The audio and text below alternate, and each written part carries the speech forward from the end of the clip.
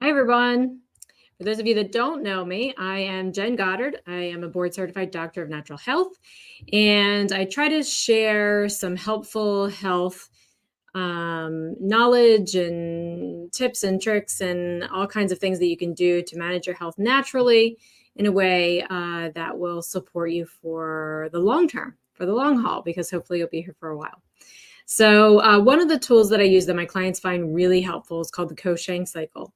And I was on a call a couple of weeks ago, and this came up, and they found it really helpful again. And I thought, you know what, I haven't shared this a while in the group, so I thought I'd hop on here and make a little video about it and share it with you guys once again, because like I said, it's been a while. So I'm going to share my screen. I'm going to show you what this looks like. And it's from Chinese medicine.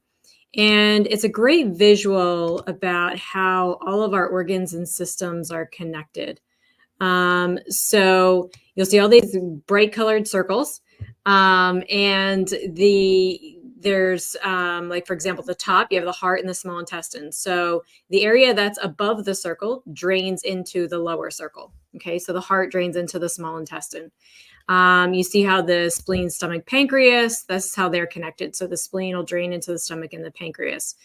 The lung into the large intestine, the kidney into the bladder, the liver into the gallbladder, and so on. So let's look a little bit about how the cycle functions. So you'll see these orange arrows that go around in the circle. So that's the nourishing cycle. And then you see these blue arrows in the middle, and this is the controlling cycle. So the reason that this is helpful as a visual is because a lot of times, let's take diabetes, for example, because that's a common one. Everybody's very familiar with it. And you think pancreas, right? So over here, and they'll come and they'll want some, support for that area. And they'll say, well, can't you just give me something for my pancreas? What does all this other stuff have to do with it? Well, this tells you what all this other stuff has to do with it, because the ability for your pancreas to do what it needs to do in a great, healthy, thriving way is going to depend on all these other factors. So it all works together. That's the holistic approach, is being able to see the body as a whole functioning body, as opposed to, well, I'm the specialist for your big toe and I'm the specialist for your little toe kind of thing, and forgetting how it's all connected. So you'll also see that there's seasons here. So late summer, autumn, winter, spring, early summer. So that's when these areas are kind of working the hardest, think of it as.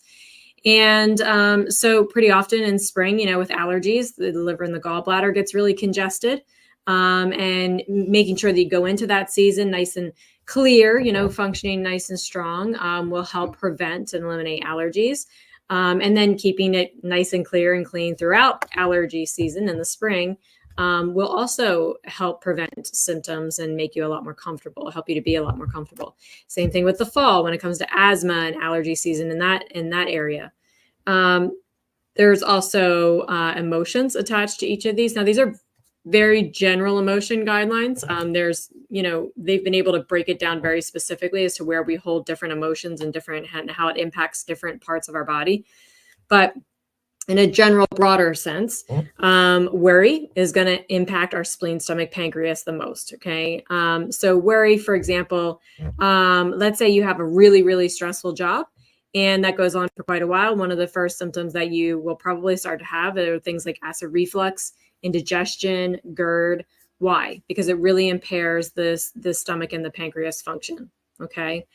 Fear, kidney, bladder, anger, liver, gallbladder. And there was a saying years and years and years ago, and I thought it was terrible when I first heard it, and then it makes a little bit more sense now. But they used to say, for gallbladder, people that were candidates for gallbladder surgery to have their gallbladder removed. Well, are they pissed off? Are they over 30? And is it a woman?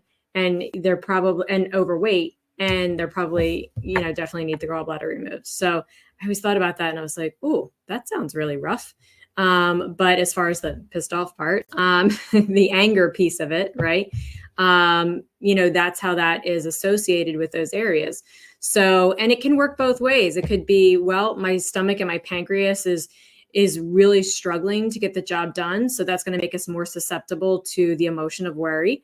And then vice versa. Worry is going to impair and close off the ability for our stomach and our pancreas to function as strongly as it could.